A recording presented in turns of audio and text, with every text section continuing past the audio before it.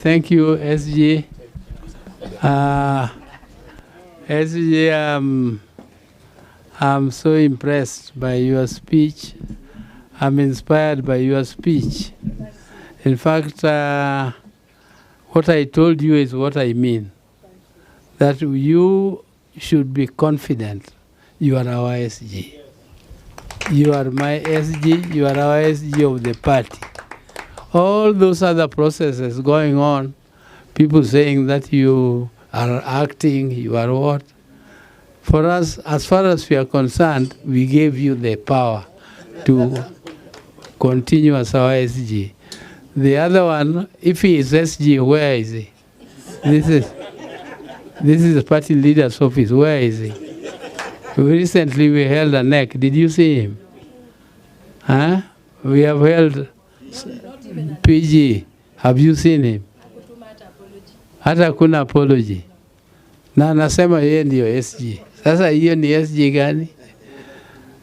So you should work and work hard for the party.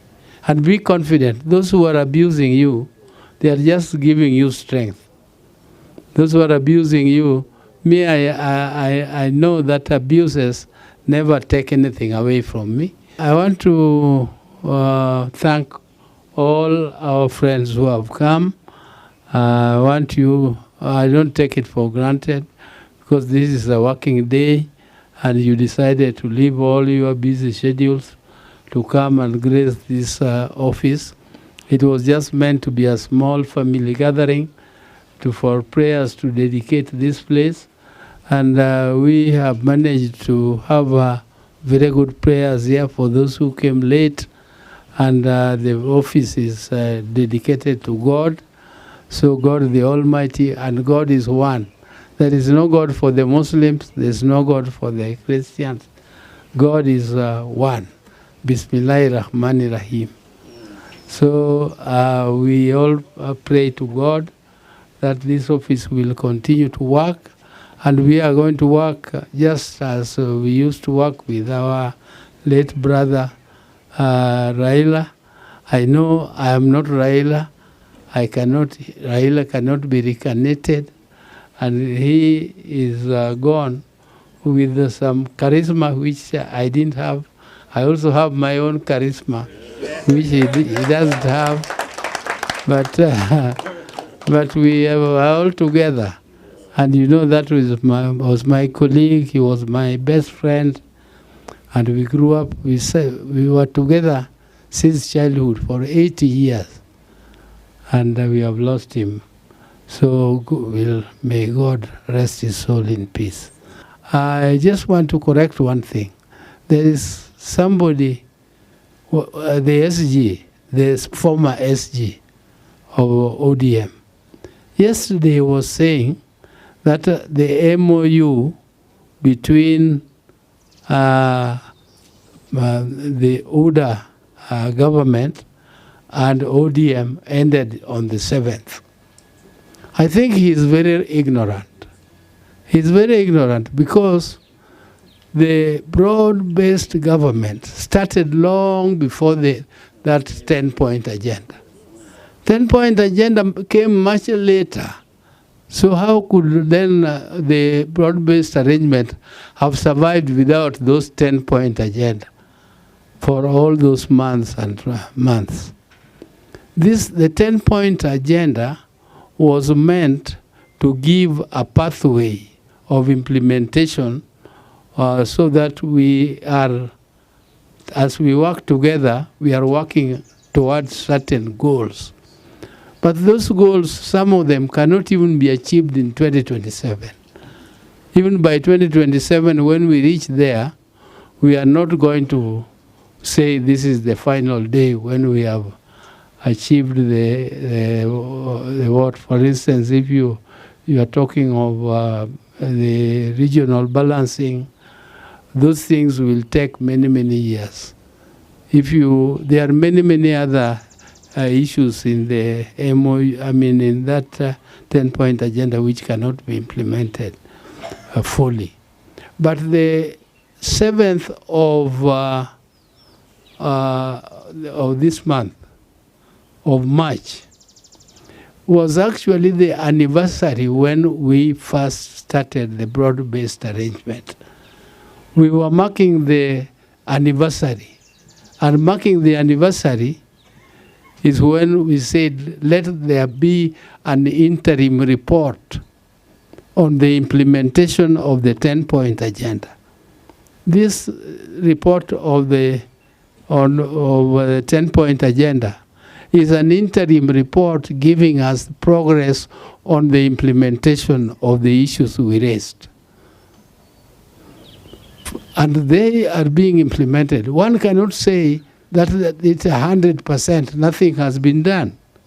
For instance, we know that Parliament has already allocated 2 billion shillings to compensate the victims of the violence, for demonstrations and so on.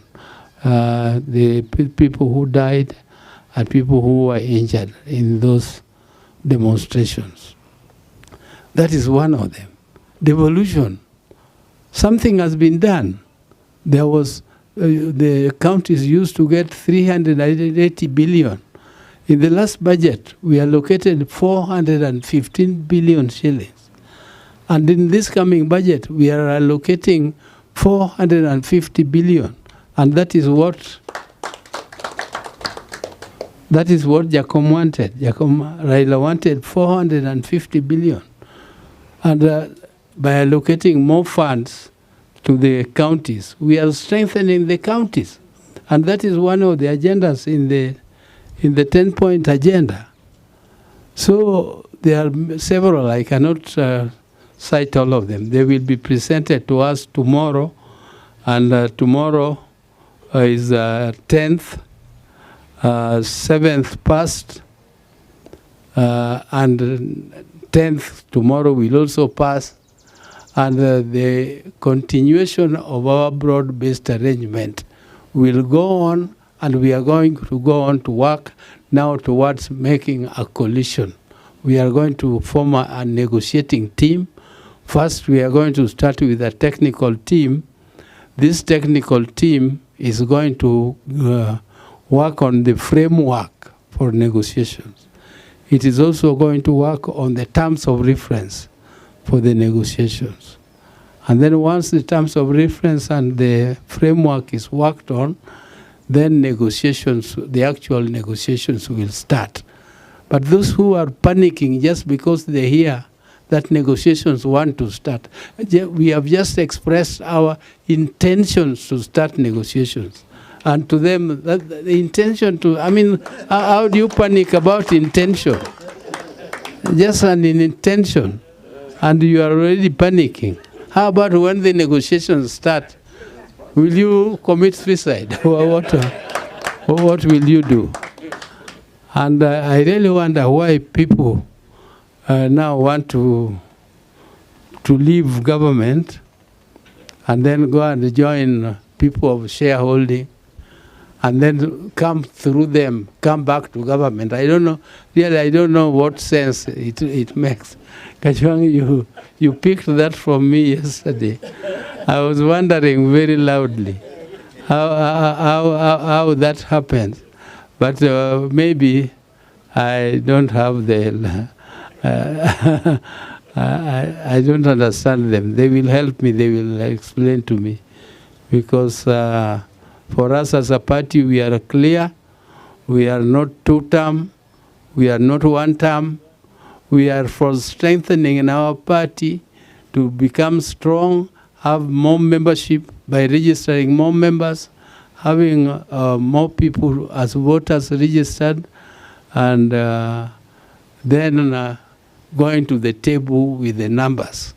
Because in politics, you need actual numbers. Like Honorable Gumbo was giving you statistics of numbers. Those are the ones. Numbers don't lie. Numbers only say the truth. So you go with the numbers, and it is those numbers which will help you to even claim any share. You cannot have share when you have something like 2% and you want half, you want 50%. Who will give you 50%? Nobody will give you. Nobody will even consider you for it. So as a party, let us move on. Let us work together. Let us make sure that ODM, which has been leading opposition in this country for very many years, is not left out of government in 2027. So we are negotiating for power, not for ourselves. We are negotiating for power for the people of Kenya. We want our people, our membership, our fraternity to have power. We must be in power. Thank you.